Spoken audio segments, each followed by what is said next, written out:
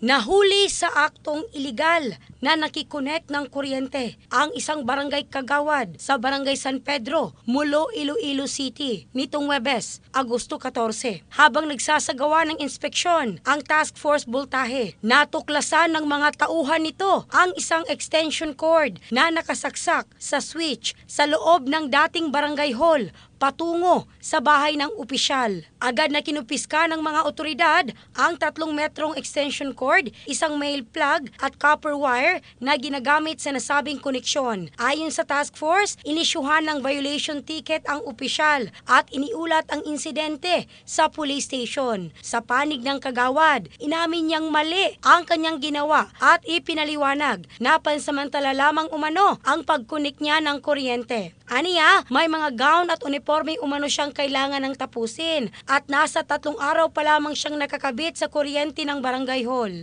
Dagdag pa niya, nagpaalam naman daw siya sa barangay kapitan ukol sa pansamantalang koneksyon at nakapaghain na rin siya ng aplikasyon sa More Power para sa sariling linya ng kuryente. In the heart of changing lives, ako si Michelle Craste ng Brigada News Philippines, the Music and News Authority.